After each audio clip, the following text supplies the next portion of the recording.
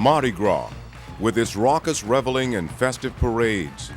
For 150 years, Mardi Gras has been the frolicking face of fun that masked a racial and social divide in New Orleans that most of the nation and the rest of the world hardly ever saw.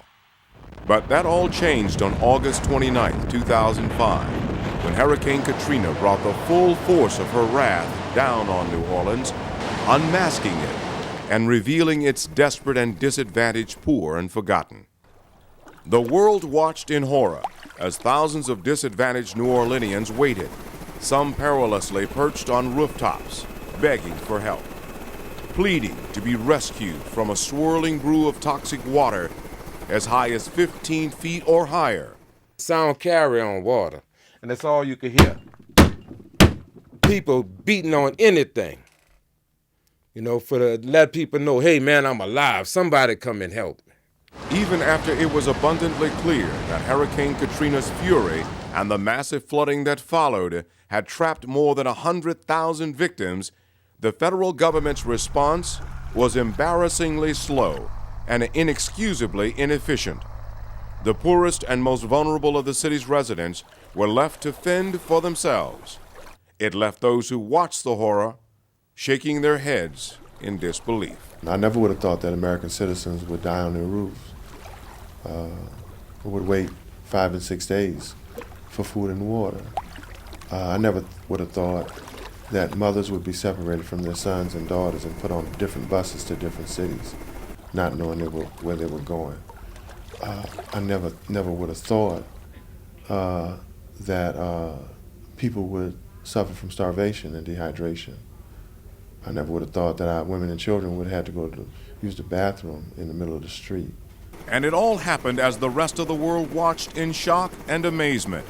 As many as 25,000 people, mostly poor and black, and who were stuck in New Orleans, took the advice of Mayor Ray Nagin and made their way on their own to the Superdome. Others went to the Morial Convention Center. They also were told to bring enough food and water to last a couple of days. 4 days later, the shelters of last resort would be the scenes of chaos and calamity. At the time, the head of Homeland Security, Michael Chertoff, told a radio interviewer that he, Chertoff, was unaware that 2,000 people were without food and water at the convention center, even though the pictures of it had been broadcast around the world. Even after the pictures began to surface and the cameras began to roll and the narrative was told, America still didn't get in there until 5 days later. Even FEMA Director Michael Brown, the man Chertoff appointed to oversee the federal response to the Gulf Coast disaster, said he too had just been told of the crisis. Critics were astonished. They couldn't believe that the government's own point man on the ground was unaware that thousands were without food, water, and toilets for days. The Superdome itself proved no match for the power of Katrina, which ripped parts of the skin off the top of the dome and sent showers of water inside the stadium and onto the people that the Superdome was supposed to protect. You might have been able to leave with a garbage bag full of a few things in it, but mostly you left with the clothes that were on your back, and that's what you had. With little more than the clothes on their backs, frightened and frustrated residents frantically waited for the government to respond to their desperate needs. At the same time, there were reports of widespread lawlessness outside and inside the facilities, including accounts of filthy living conditions, rapes, fights, and murders. But subsequent investigations proved those allegations were greatly exaggerated. However, there were at least a dozen deaths, nearly all of them from natural causes, but it was the way the victims died that shamed America and reduced its image to that of a third world nation. I've lived in Africa for some time as well, and it is a very similar experience, especially how we were talking earlier about the lack of government involvement in doing anything positive, and the people having to sustain themselves and do things on their own. So it's very similar. There's a lot of parallels. Was it deliberate? Did the government lack the urgency because the victims were poor and black? If it would have happened to any other race in this country, it'd be outrage. But where's the outrage behind it happened to us?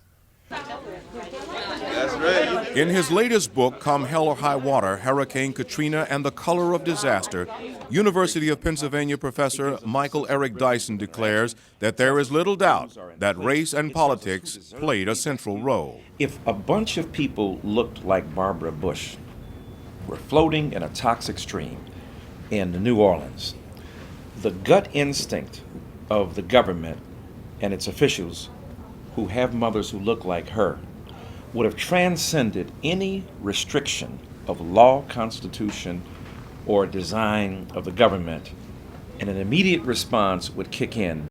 President George W. Bush denied it. But what is undeniable, according to Failure of Initiative, a House Republican report released February 15, 2006, is that federal officials, from the president on down to local officials, failed to heed the warnings of a pending catastrophe. The report says there clearly was a failure of leadership, organizational paralysis, or more precisely, bureaucratic inertia that caused death, injury, and suffering. Here we are, looking at one of the most abominable spectacles of the racial imagination, one of the lowest points of American democracy, where it has abandoned its obligation to its citizens, where it has fundamentally repudiated their humanity. After a barrage of criticism over the government's inept handling of the Katrina crisis, the target became FEMA Director Michael Brown. 2 weeks after Katrina struck and facing allegations that he falsified portions of his resume, Brown resigned. He also cast blame for the slow response on Louisiana Governor Kathleen Blanco and Mayor Nagin, while accusing the media of making him the scapegoat. However, Brown stayed on at the agency as a contractor to assist FEMA in assessing where the government went wrong in its response to Hurricane Katrina. But by November 2005, Brown had quit the government again, this time for good. When it was all said and done, Michael Brown would be the only government official to get the axe for bungling the Katrina response. By January 2006, Brown was publicly defending his performance during Katrina through a series of speeches and interviews. This time, Brown was accepting more responsibility for what went wrong, but he also shifted blame to the Department of Homeland Security. Brown asserting that because of the department's focus on fighting terrorism, the resources needed by FEMA to effectively respond to natural disasters were not there.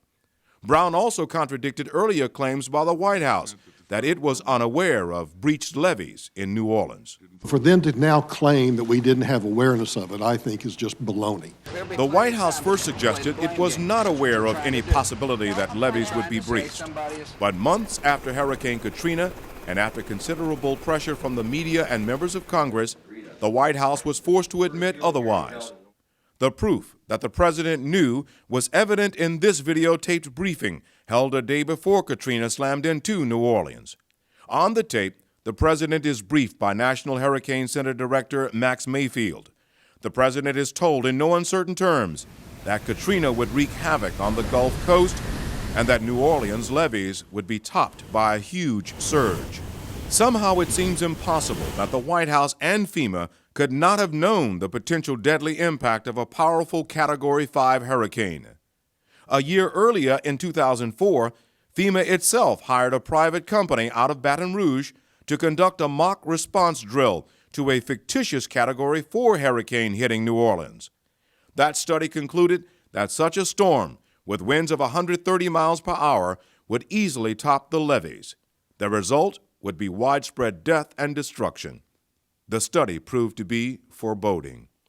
In the wake of Katrina, the controversy over the government's colossal failure only intensified, led by Nation of Islam leader Minister Louis Farrakhan. Minister Farrakhan accused government at all levels of systematically ignoring the plight of New Orleans poor. He also issued a strong warning to those leaders as to what could happen if they don't respect the wishes of those who've been displaced. I want to tell President Bush and Governor Blanco and Mayor Nagin, if you don't let the poor people back in this city and give them a decent place, New Orleans will never come back again. Because just when you think you got it up, something worse than Katrina coming back on you. A series of congressional hearings and investigations were launched. The bottom line, nearly every official who needed to know, from the White House on down, was informed, early and often, as to the potential danger, destruction, and death of what indeed turned out to be the nation's worst natural disaster. As with most hurricanes, Katrina formed quietly enough, but it wasn't long before she began to leave her destructive mark. On August 23, 2005, Katrina was identified only as a tropical depression over the Bahamas. Within 24 hours, she was upgraded to a tropical storm with sustained winds of 75 miles per hour. On Thursday, August 25th, Katrina was upgraded again, this time to Category 1 and Hurricane Katrina. Still packing winds of 75 miles per hour, she makes landfall along the Florida coast. Tracking westward over the state, Katrina dumped heavy rain, caused considerable flooding, and left 14 people dead. By Friday, as it headed over the Gulf of Mexico, forecasters warned that Katrina would take a direct bead on Louisiana, and that prompted Governor Blanco to declare a state of emergency. Some streets and roads will be flooded. They may not be passable. Trees will be down. Power will be out. By Saturday, August 27th, Hurricane Katrina's intensity had grown to a Category 3. By mid-morning, local parish officials around New Orleans were calling for voluntary and, in some cases, mandatory evacuations of their residents. And while Mayor Nagin warned residents of the serious potential from Katrina, he held off on ordering a mandatory evacuation. He would do that on Sunday. But by then, it would be too late for the thousands of poor residents. Instead, the mayor advised them to make their way to the Superdome. That evening, National Hurricane Center Director Max Mayfield used a video conference to brief President Bush, along with the governors of Louisiana and Mississippi, and Mayor Nagin on the latest Katrina developments. I don't think anyone can tell you with any confidence right now whether the levees will be topped or not, but that's obviously a very, very grave concern. I want to assure the folks at the state level that we are fully prepared. The news was dire. Katrina was growing bigger and more dangerous. By Sunday, August 28th, the world knew. Katrina had reached a Category 4 intensity. And by the time the mayor and governor called a news conference at 9:30 a.m., Katrina was already a Category 5 hurricane with lethal winds of up to 175 miles per hour. It had gusts upwards of 215 miles per hour. Mayor Nagin confessed that, quote, "We're facing the storm most of us have feared. This is going to be an unprecedented event." Pressured by the White House and FEMA, Nagin finally ordered a mandatory evacuation. Every person is hereby ordered to immediately evacuate the city of New Orleans. The National Weather Service is predicting devastating damage. What had been feared and expected was about to be realized. On Monday morning, August 29th, Katrina was coming ashore towards New Orleans. The waters rose on both sides of the Industrial Canal, and the lower Ninth Ward was already under 8 feet of water. The 17th Street Canal had breached, and that sent 10 feet of water into St. Bernard Parish. With the situation deteriorating by the hour, the governor ordered 70 school buses from unflooded parishes into New Orleans to start the evacuation of residents stuck in the city. Meanwhile, about the same number of city school buses, which could have been used to evacuate residents before the storm hit, were now waterlogged and useless. 80% of New Orleans was now underwater, and stranded residents were dying. They knew that it was going to be 150,000 blacks in this city, that people in this city, predominantly black, that didn't have a means to leave, and they didn't try to get them out. The city's communication system was washed out. Local law enforcement was in disarray. Many police officers were left to make life or death decisions on their own. There was a serious breakdown in leadership within the police department. And when leadership goes, then everything else is going to break down and you're going to have total disarray. And this is what happened shortly after Katrina. Thomas says that rank-and-file officers simply lost faith in their department's commanders. They felt that they were left to fend for themselves, and many of them were trapped in high waters in New Orleans East and other part of the city. There were no shift changes. You know, everyone was there on duty 24/7. Several dozen New Orleans police officers walked away from their jobs and were subsequently fired. The floodwaters from the ruptured levee system poured in unabated. The flood walls, which were designed to offer the last line of protection to those least able to protect themselves, had now left them vulnerable. It rolled in here like somebody put the Atlantic on the corner. They were saying it was raising 1 hour, a foot an hour. That water was raising a foot every 20 minutes. Because the water got to here when I told my brother and my nephew, I said, get up, bro, we got to go. The New Orleans levee system has long been a source of contention, especially given the city's tragic history of hurricanes. It was hoped that the levees would shield New Orleans against assaults from hurricanes and the surges they bring. The levees would be a necessity for New Orleans, a city that sits from 5 to 10 feet below sea level, sunk in what is called a geographical bowl and surrounded by water.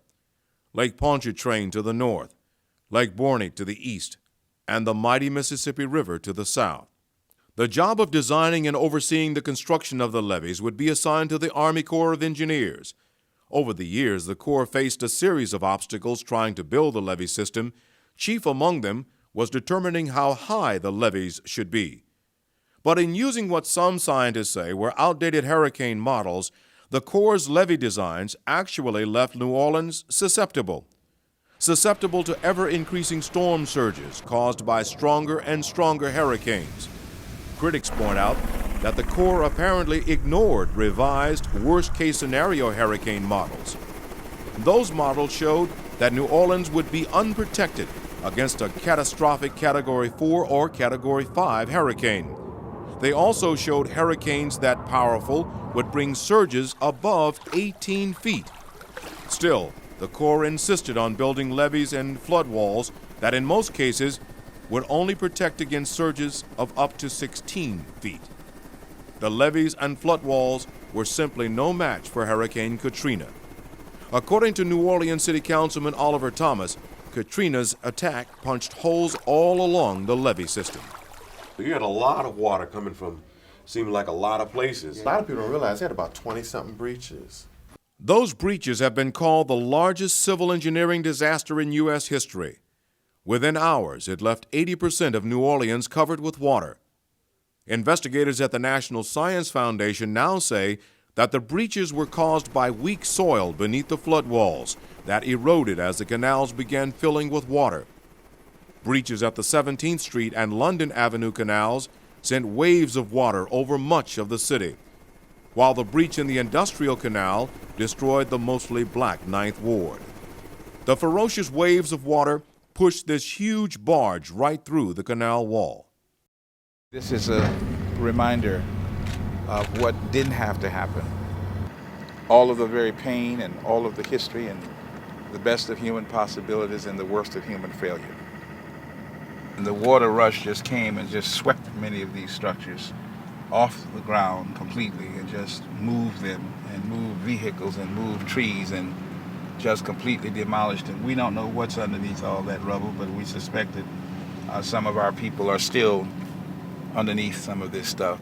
Indeed, more than 6 months later, officials confirmed they were still finding the dead in the rubble of these homes in the lower Ninth Ward. Hundreds of bodies were still missing and may never be found. For displaced loved ones who survived Katrina, there may never be closure. Never know what happened to the loved one who's missing, to never have a funeral, to never have finding remains. But the major question remains. Why did the Corps go ahead with questionable levee designs? Was it because of reduced federal funding for the projects by the Bush administration? In fact, just before Katrina, the Corps saw $71 million taken out of its already depleted budget, as the Bush administration diverted more and more money toward the war in Iraq and less money toward natural disaster relief here at home. A commonly held belief is that the Iraq War also put an added financial burden on the Katrina recovery effort. To make matters worse, The federal government's General Accountability Office says that just as troubling is the amount of waste and mismanagement displayed by FEMA in the awarding of millions of dollars in no-bid contracts after Katrina. Congressional auditors found that of the more than 700 contracts valued at $500,000 or greater, more than half were awarded without competitive bidding or that they came with open-ended terms. Among politically connected companies named were Bechtel Corporation and Kellogg Brown & Root, a subsidiary of Halliburton, Vice President Dick Cheney's old company. As in any disaster of this magnitude, there are the inevitable conspiracy theories. The one that has grown loudest since Katrina is the notion that someone authorized the levees to be deliberately blown. They bombed the side of that canal. They did that. Yeah, they did that. And I don't even have to get excited about it. You can't murder babies and old people and have no semblance of peace in your life. It's going to be revealed, and it's going to be in my lifetime. Such opinions often find their basis in the historic Mississippi floods of 1927, which were caused by weeks of steady, heavy rainfall. But it was the so-called Great Storm of Good Friday that pummeled New Orleans. The storm delivered the most rainfall the city had ever recorded. And with downtown New Orleans threatened, the governor of Louisiana, responding to pressure from city fathers, ordered the levees blown. Downtown was saved, but floodwaters swamped the southern part of the city, destroying black and poor communities in the process. Whether it was blown up or whether it was broken, there's a lot of theories on that, and you can, whatever your mentality is, but it had no business breaking anyway. The Army Corps of Engineers vehemently denies that anyone deliberately sabotaged the levees at any time during Hurricane Katrina. This neighborhood wasn't supposed to flood. See, this is the whole thing. None of this wasn't supposed to happen. These New Orleans East residents say they were forced to flee their homes after a torrent of floodwater slammed into their homes. We put food in a shopping cart and pushed it because we realized we didn't have no help. So the water was it was killing the fish, so it's time to get out the water. Lawsell Carrier says after fleeing his home, he was lucky enough to find a hotel room here in the French Quarter, which suffered very little, if any, flooding. Just by luck and no planning, man, I get to the French Quarter on the 4th floor, 200-year-old building. Man, why y'all going there? That building's going to collapse. Stood there 3 days in that drop of water. Didn't even know they had a storm. Carrier says despite the damages to his home, he's determined to stay in his neighborhood, but he and his friends say they are not holding their breaths, waiting on help from the government. From now on, for the rest of your life, you just better kind of take care of your community, because there's nobody going to take care of it for you.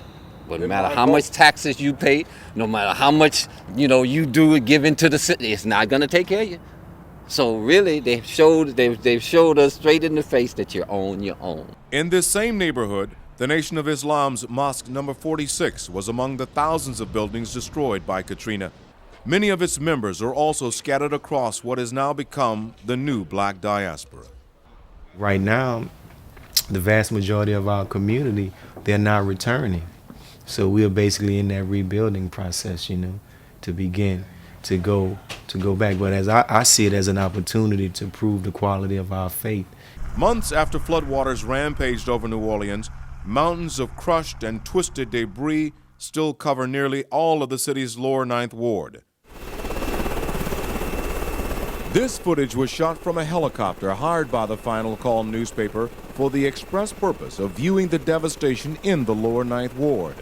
Little, if anything, has changed since the water was removed, and even this footage cannot adequately convey the true nature of the destruction that leveled the Ninth Ward and displaced thousands upon thousands of its residents.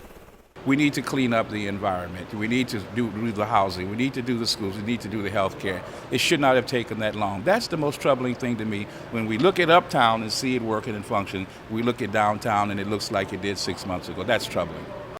In the massive exodus of Katrina survivors, as many as 150,000 New Orleanians were scattered over 43 different states. With so little being done to restore their neighborhoods, many were left wondering whether or if they would ever get the chance to return to the places they knew and loved. So many families have lost so much. This is unlike anything else. And so many families cannot go back and retrieve anything. All is gone. Katrina also washed away most of the independent black businesses, including banks, bookstores, and restaurants. Among New Orleans' most revered black business owners are Dookie and Leah Chase, owners of Dookie Chase's restaurant. Though badly battered by Katrina, the Chases say they feel an obligation to the community to reopen their famed eatery. I feel that more than Dookie Chase on that corner, I got a community to build. Look around me. I have nobody. So I got to build this community, and that's what I tried to do all the years I was there. People would say, you ought to go on this side of town, and you ought to go on that side of town.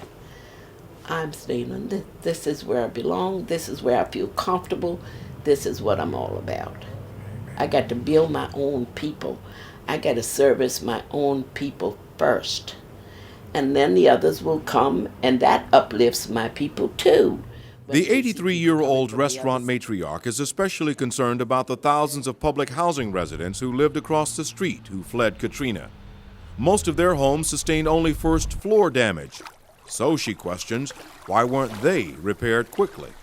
It was better than the shacks that was there, so it did serve a purpose. It withstood storm after storm. Katrina's the only one that put water on the first floors. Prior to Hurricane Katrina, black residents made up nearly 70% of the population of New Orleans. With so many now displaced, some of the city's business and political elite have put forth a controversial urban plan called footprint reduction. Very little discussion has explored rebuilding or restoring low-income housing. Instead, most of the talk has been about replacement with expensive condos. Essentially, the elimination of large sections of black neighborhoods. Opponents cynically call it Katrina cleansing. There is a segment of this community that thinks they're going to get rid of everybody. But there's a part of me that just doesn't think they understand what's going to happen, and I think they're underestimating the fact that people are a lot more engaged than they think they are. Some black leaders fear that white developers and Republican Party operatives would use the plan to seize the Crescent City, since New Orleans is the last Democratic Party stronghold in the state of Louisiana. That changes the political demographics of this city, and we see Louisiana going solidly Republican because we have been displaced. Several studies appear to confirm that a full 3 years after Katrina scattered New Orleanians across the country like seeds in the wind, only about half of them will come back to their neighborhoods. New Orleans' pre-Katrina population stood at just under 500,000. Researchers believe that by August 29, 2008, the city will have about 272,000 residents, and most of them will have come back to areas like this one that had little or no flooding. For homes with serious damage caused by 2 to 4 feet of water, researchers predict only 45% of those residents will come back. That could mean a lot fewer black residents. And what will be left will be a smaller, richer, whiter New Orleans controlled by conservative forces that wanted to get rid of those poor black folk from the very beginning. Regardless, says Councilwoman Cynthia Willard, displaced residents must be kept informed about any future plans for their storm-ravaged neighborhoods. And in light of the greatest catastrophic displacement of people, it was almost unthinkable and unconscionable that the folks who were hardest hit were the last and the least advised in the process. But even for those who have been displaced, the lure of home is still strong, and more are returning, but not to much. I want to. I'm not certain if I will, but I want to. I mean, I love my neighborhood. I love my house. I mean, I was proud of my house. But I'm not sure. People need housing, aren't able to get it. You know, trailers are just sitting in Orleans Parish, and they're not even, seem like they're not, you know, and this is the most desperate place right now for the, you know, for the trailers. And we're not getting the help that we need. On top of that, they say that city officials gave them mixed signals. On the one hand, telling them to come back, while on the other hand, providing them with few of the basic necessities, including lights or water. I mean, you shouldn't have to fight this hard for your home. You shouldn't have to fight this hard with your insurance company, with your state legislator, with the people who you voted in to elect you. You shouldn't have to fight like this. So, and I think that because other places are being kinder to people and providing them with more opportunities, you know, why would you come back? But they are. Displaced Katrina residents are finding comfort and strength in each other as they gather in groups such as this one to map out their own strategy for reclaiming their neighborhoods. I'm seeing some of the most self-determined organizing I've seen in my life. You know, I've never, the organizing that I'm seeing from people who are affected is some of the most inspirational organizing that I may see in my life, you know. The city's largest public hospital, Charity Hospital, remains shuttered. Officials targeted late 2006 or early 2007 for completion of repairs and cleanup. Yet it could be years, if ever, before Charity Hospital reaches the number of beds and the level of service it offered prior to Katrina. Likewise, many of the city's public schools are still closed and without any firm dates for reopening them. However, an unprecedented number of charter schools have opened, and more are planned. Since most charter schools are independent of school boards, they can operate without the prerequisite of hiring certified teachers. What is the prospects right now for public schools here in New Orleans? There is no prospects. As far as whatever the plan is, the public school system will no longer exist. Public school student will have to find elsewhere to be educated, and that means leaving the city. With few schools open, displaced parents have hesitated to return with their children. But the disturbing loss of children in the neighborhoods is especially noticeable. Groups of children playing like these are hard to find in communities struggling to find their way back. The children, the many children that we used to see around in this neighborhood all the time are gone because of schools. The public schools are very, drastically reduced in terms of the schools that are around here, so there are no children. It's got to be really bizarre, isn't it? It is really, it is kind of disheartening. Just as disheartening to many was the decision by the Catholic Archdiocese of New Orleans to close the historic St. Augustine Church. Founded in 1841 by slaves and free people of color, St. Augustine is the oldest black Catholic parish in the U.S. The Archdiocese, which is basically white, wants to get rid of that church.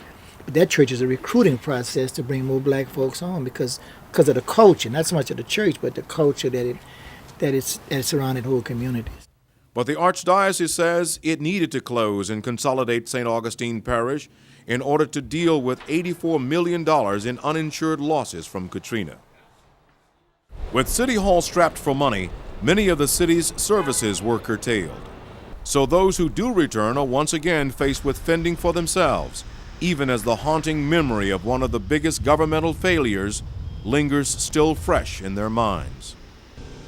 With the failure of governmental commitment, with the absence of governmental commitment, with a city government that is broke, with an impoverished state government, with a federal government that appears not to care very much, it means that, bottom line, we have to ask ourselves the question, what are we going to do for ourselves?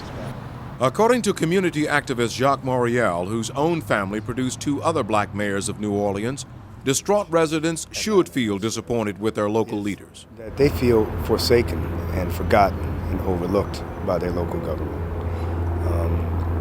It's unfortunate, local government has been anything but responsive from even long before Katrina, in the days and hours before Katrina, during the storm, and right after. This one there, you was the one behind. Tired of waiting for the government to help them, 67-year-old Israel White and his wife Kim work on their own to clean and restore their home. It is covered with mold and other potentially infectious bacteria, dangerous reminders left behind by more than 4 feet of water that didn't seem to want to leave. It was a long time. It was about a month, 5 or 6 days before they could get in here, period. And then they finally got the water out. That would ruin the house. Because the water just stagnated. The water stayed there. The water sat in here so long. See, before it moved out. The water stayed here 30 days or so before it got out of here. But his decision to go it alone and clean his own home comes at a high risk for Israel White. You see, he has emphysema, and when we found him, he was wearing neither protective clothing nor a mask. His wife admits she knows it's not good, but says they had little choice. I hate to be doing it, but gotta be done. But I'm glad we was able to survive and salvage as much as we could. Israel White says he's just grateful to be alive. Not a day goes by, he says, that he doesn't flash back to those harrowing hours he and his wife spent on top of their neighbor's carport. This after they freed themselves from the attic crawl space by hacking through the vent on top of his roof, only to come face to face with a sea of water outside. But brother, I ain't never seen nothing like this. It's just the worst thing I ever seen in my life. Did you ever think there were times when you didn't think you were going to make it? Well, I didn't want to look at, because I pray all the time. And the Lord said, if you pray, don't worry. I prayed and prayed. Oh, I prayed. I prayed and cried. He kept saying, don't cry, it's going to be all right. Like thousands of other Katrina flood survivors, Kim and Israel White were rescued by a low-flying Coast Guard helicopter whose pilot spotted them on the roof. If there was one bright spot in the government's response, it was the gallant effort of the Coast Guard. Working nearly around the clock in those frantic and confusing days after Katrina, Coast Guard crewmen hoisted the young, the old, the sick from rooftops and from what surely would have been their watery graves. But there were also many heroes on the ground, including young men like these who hopped into their boats and went door to door rescuing stranded neighbors, especially the elderly.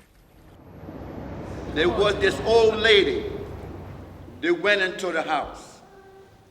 One went in, lift her up, walked a distance and passed her on.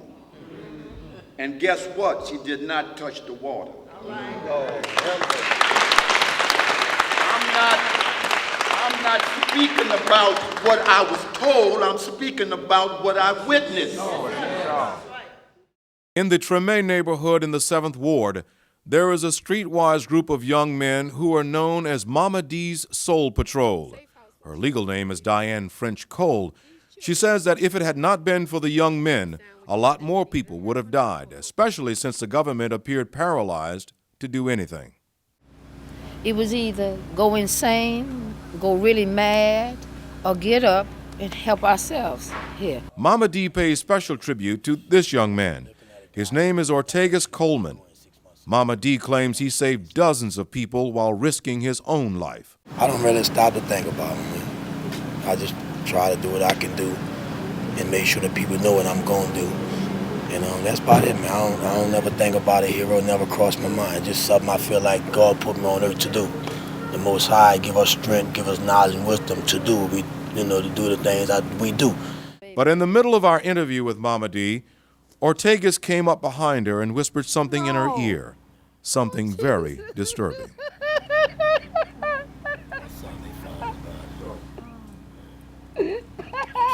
As it turns out, Ortegas informed Mama D that he had just been notified by authorities that the body of his 15-year-old son, Ortegas Jr., had finally been found 6 months later in the rubble of a home. The tragic irony here is that while Ortegas Coleman was able to save so many others, he unfortunately was unable to save one of his own. The water took when he tried to get out, and my little nephew said he tried to grab him, but he couldn't, and the water took him. But I just wanted to put some closure to it, you know what I'm saying? I wondered if, and I just, just wanted to put a little closure to it. Now I can do that, Perfect day, when the mists have rolled away, we will understand it better by and by. And 6 months after Katrina, 64-year-old Ron Chisholm buries his 84-year-old mother, Evelyn. Chisholm says that while she managed to survive Katrina, she was never quite the same. No question in my mind Katrina was not blaming the storm per se, but the politics of the storm. How people are treated. Versus, I have to do with the pre-Katrina versus the in-between as well as the post-Katrina. Deaths among the elderly were high. But like Ron Chisholm's mother, many elderly victims died in the months since Katrina, apparently from what is commonly called Katrina-related stress. All right, but again, this is the clinic. We started the clinic as a first aid station on the 9th. Malik Rahim, a political activist, has seen more than his share of post-Katrina stress. Veteran of the Black Panther Party, Malik Rahim was so fed up with the lack of government response in the days just after Katrina that he and a few friends decided to open several shelters and emergency health clinics. They named them Common Ground Collective. Its volunteers went where few wanted to go, like into areas that suffered the most, including the lower 9th Ward. This small clinic is located in the relatively unscathed Algiers neighborhood. This Grassroots collective has provided vital services on what amounts to a shoestring budget. Compared to the estimated $826 million in relief donations reportedly received by the Red Cross in only 1 month after Hurricane Katrina hit. This clinic is a converted convenience store, complete with examining rooms. The clinic is staffed by an army of volunteers, including doctors and nurses from around the world. At Common Ground, we have been blessed that we've been, that 80% of our volunteers have been, the outreach we have been making is to the progressive white community. Among the recent volunteers is Marianne Jenny. We're from out of state and just wanted to help and be part of this effort because I believe this is a national issue. The whole Katrina disaster that was not taken care of by any level of government. So I think we need a lot of volunteers since no state, local, and especially federal help was given to the city. As we were videotaping, the group announced that Common Ground Collective had just served its 10,000th patient. While that brought a smile from Malik Rahim, it was little comfort knowing there were still so many more who needed the care offered by Common Ground. Rahim also admits that Katrina revealed an ugly side of humanity that he says even today is hard to believe. They were shooting at us. Now, there's people fleeing a disaster. When I made the first plea right here, whites was able to roam the street, and they had a right, a constitutional right, to protect their community. But a black better not get caught with a broomstick in his hand. All right, because literally they would kill you. He says he personally witnessed gun-wielding white men, some in police uniforms, shoot in the direction of blacks who had been advised by Mayor Nagin to leave the chaotic confines of the Superdome and Convention Center and to try to make their way across the bridge over the Mississippi River into the West Bank communities of Algiers and Gretna. Both were dry. But at the top of that bridge, several hundred tired and thirsty evacuees reportedly were ordered by Gretna police to turn around and go back. Nowhere else in America could you have seen where people was fleeing from a disaster and a whole nother county tell you that because you are black, we don't want you in our county. Gretna Police Chief Arthur Lawson later admitted that his officers did turn back the group. However, he insisted it wasn't racial, but rather a practical decision since Gretna did not have any way of caring for the group. Katrina was not the cause of New Orleans' deep-seated and historical problems of race, poverty, and exclusion, but it did have its way of exposing it. I don't know how many people knew it, but this city was in serious trouble before Katrina. Because we had too many people who couldn't fend for themselves, and Katrina made you see that. We knew racism was here in New Orleans. It wasn't nothing new to us, but the way Katrina did illuminated it for everybody in Chicago and D.C. and New York to see what we were talking about. Historically black colleges, which suffered hundreds of millions of dollars in damage, are again showing signs of life. Students have already returned to the campus at Xavier University. However, the famed Dillard University campus is still closed for repairs. Buildings here took a direct pounding from the high winds and flooding from Katrina. But even here, there are hopeful signs. For instance, more than 1,000 Dillard students returned. They re-registered, and in a unique arrangement, they live and attend classes at the New Orleans Hilton Hotel. Being at the Hilton, it's all right. It's not too bad. It's better for me because when I was on campus, I didn't know a lot of people. Whereas since we all close at the Hilton, I get to meet more people. These 3 students were part of a group evacuated to Dallas, Texas. They say that despite the loss of their personal belongings, they believe Katrina has been a life-changing experience for them. Don't take life for granted. Live day by day. That's all. That's all I learned, you know. It's definitely going to help me in the future adapt to things like change and adapt to something that's devastating. Like I had never been through anything this devastating, this so surprising. So now I'll know how to handle surprises. I'll know what to do in the future. Like it's like it just prepares you for something that you can never be prepared for. African World Studies professor Alan Kalan says he's witnessed significant change in students' attitudes. He says he hopes it will motivate them to social and political action. We hope, and I certainly do, that this will be a galvanizing, a kind of catalytic experience for them. And I've seen some early evidence that this may be happening.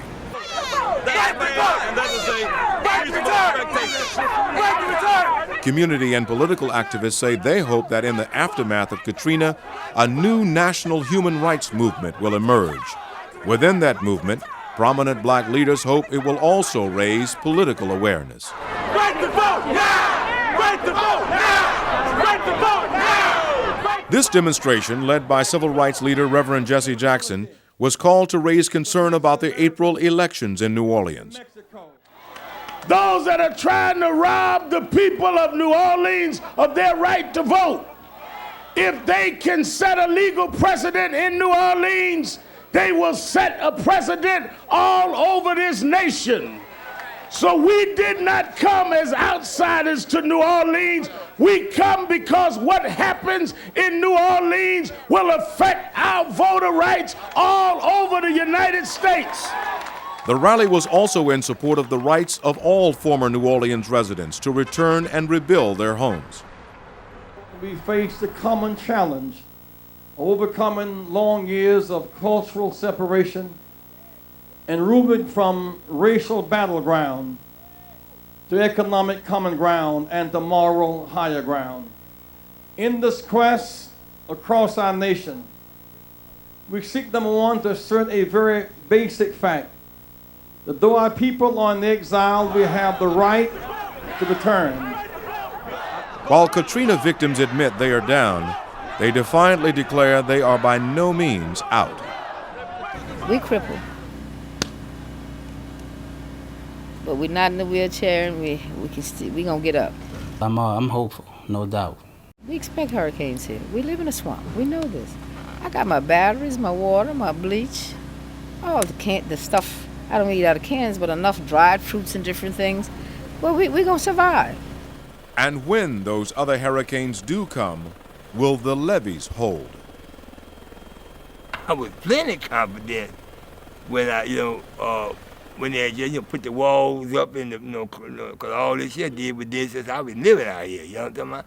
So since they had put the walls up and everything, I said, oh yeah, we ought to be able to sustain any kind of low flood, so I wasn't even worried about it, but I seen something I ain't ever seen before, brother. I won't never want to go through that no more. I don't want to be in that much water no more.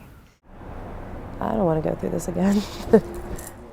Perhaps the postscript to Katrina is that it blew the cover off the government's abysmal performance in handling the crisis.